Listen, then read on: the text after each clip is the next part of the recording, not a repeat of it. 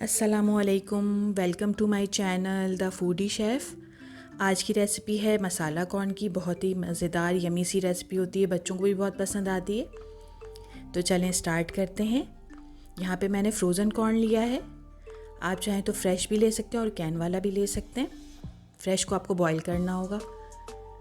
यहाँ पे मैंने लिया है 2 कप कॉर्न और अब मैं इसमें 1/4 कप पानी शामिल कर रही हूँ और उसे मैं ढककर पकाऊंगी 3 से 5 मिनट के लिए, मीडियम टू लो फ्लेम पर।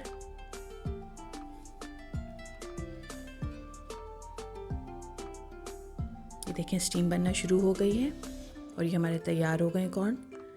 पानी हमारा ऑलमोस्ट ड्राई हो गया है।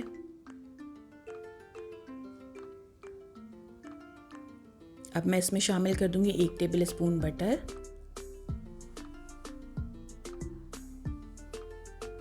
इसे करेंगे बहुत अच्छी तरह से मिक्स।